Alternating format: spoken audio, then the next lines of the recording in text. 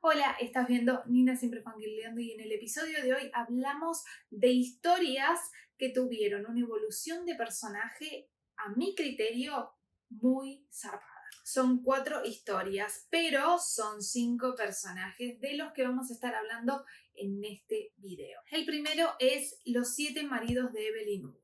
Para vos que no tenés idea de qué se trata Evelyn Hugo es una artista, es una actriz súper famosa de Hollywood. Este libro en particular es bastante interesante porque vemos la vida, te diré casi completa, de Evelyn, porque nos relata, mano de Evelyn es la que de alguna manera nos va relatando su vida desde que empieza su carrera artística hasta casi el final de sus días. Me pareció súper interesante, creo que es un libro que está centrado en la evolución del personaje, quizás porque vemos la vida completa o el 90% de la vida de Evelyn Hugo está narrado en esta historia. Entonces, desde ese punto de vista podemos ver cómo fue evolucionando, cómo fue transformándose, cómo fue cambiando, cómo fue viviendo su vida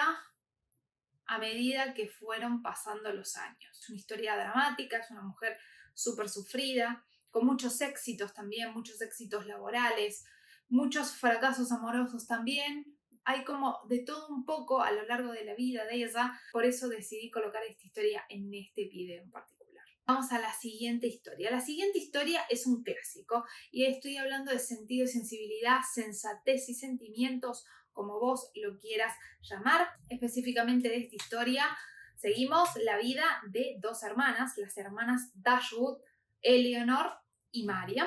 Son 2 personalidades completamente distintas. Esta historia toma un fragmento, solamente un fragmento, una porción de tiempo de la vida de estas hermanas. No es tanto el tiempo que sucede o que transcurre a lo largo de esta novela, no es como el de Evelyn Hugo que agarramos de punta a punta la vida casi completa de Evelyn Hugo. En este caso en particular es un fragmento de la vida de estas chicas a partir de la muerte de su padre.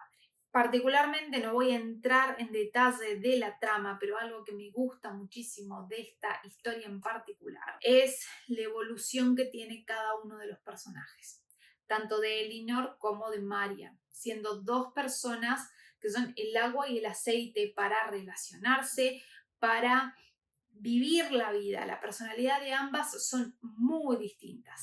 Marian es un personaje súper emocional, se lleva por los sentimientos, quiere tener un amor súper explosivo, que le nazca, y se encuentra con una desilusión amorosa, y de esa desilusión amorosa que nos va relatando a lo largo de las páginas, empieza su mente, creo que cambiar un poco, y termina como que teniendo un amor que sí es completamente sincero, pero está más cerca de un amor más, no digo racional, no me gusta la palabra racional relacionado con el amor, pero es un amor mucho más maduro. No sé si es madura la palabra. Yo no siento que haya como fuegos artificiales, o por lo menos no es así como se lo relata, pero no por eso no deja de ser un amor sincero, el que termina eligiendo al final de la novela. Por otro lado, Elinor, que es súper racional, que tiene que estar las cuentas y lleva a la familia y tiene todo organizado, ordenado, se termina enamorando abruptamente y es como que hay un cambio, porque en un momento de la historia como que sus sentimientos medio que explotan, ¿no? O por lo menos eso es lo que yo interpreté. Estoy haciendo un análisis súper high level de la historia, que no se malinterprete. Tengo un video reseña de esta historia en particular en donde hablo de esto y de muchas otras cosas más, pero haciendo un análisis muy a grosso modo, muy por encima, como que siento que la cualidad que tiene una al principio de la historia, al final de la historia se complementa con la otra cualidad. Por lo menos es eso lo que yo interpreté leyendo esta historia, entre muchas otras cosas que he interpretado de esta historia, por supuesto. La siguiente historia es una de mis novelas románticas favoritas y estoy hablando de Un cuento perfecto.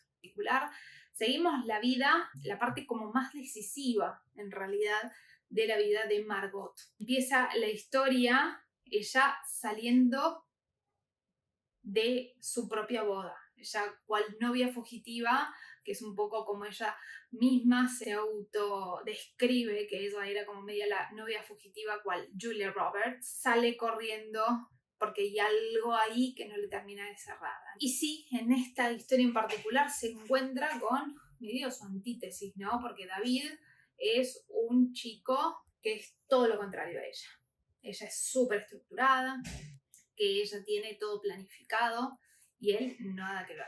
Y un poco lo que sucede es cómo ella va transformando su ser y dejándose un poco fluir, sin dejar de lado las obligaciones, por supuesto, pero se deja fluir. Y en ese se deja fluir también deja de lado ese deber ser, que es un poco lo que ya está como súper esquematizada en seguir ese deber ser por la madre o por cómo se crió o por la razón que fuera, termina siendo mucho más ella de lo que empezó siendo al inicio del libro. Y eso es una de las cosas que más me gustó de esta historia. Vamos a la última historia, pero antes, si es la primera vez que estás viendo uno de mis videos, hola, te invito a suscribirte y a sumarte a esta pequeña comunidad fangirlera. Vamos a la última historia, último personaje del que vamos a hablar, y en este caso en particular no voy a hablar de un libro autoconclusivo como los otros 3 libros que he nombrado, sino que voy a estar hablando de una trilogía, de la trilogía Una magia más oscura. En esta historia en particular seguimos la vida de varios personajes, son 4 protagonistas en particular, pero hay una sola protagonista mujer que es Dalila, o es uno de los personajes que más me gustó ver su recorrido de punta a punta a lo largo de esta trilogía, porque ella empieza la historia siendo una ladrona, pero más allá de eso, ella se siente como fuera de lugar y pasan algunas cosas a lo largo de la historia que empieza ella a entender por qué está fuera de lugar. Empieza ella a incorporarse y a sentirse más ella en ese nuevo contexto. Y en ese nuevo contexto tiene un lugar.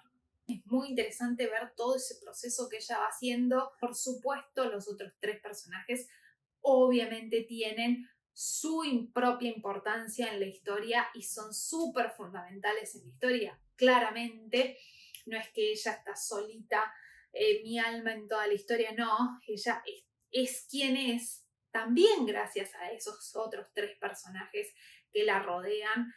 Personajes protagónicos hablamos, ¿no? Gracias a esos 3 también ella va aprendiendo cosas y eso también la retroalimenta. Es gracias a ese aprendizaje, más el aprendizaje que ella traía, más la personalidad que tiene, hace que tenga la importancia que tiene al final de la historia. Esta fue la 4ª y última historia de la que quería hablarte.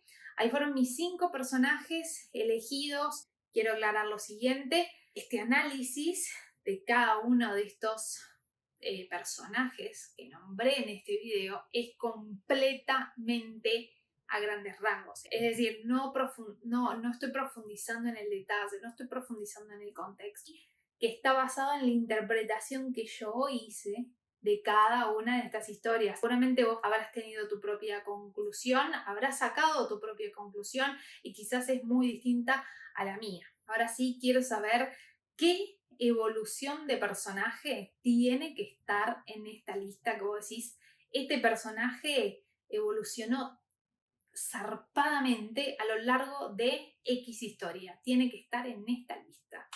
Nada, te invito a que me lo dejes en comentarios, así seguimos la conversación por ahí. Dicho esto, gracias por estar del otro lado, nos vemos el próximo sábado.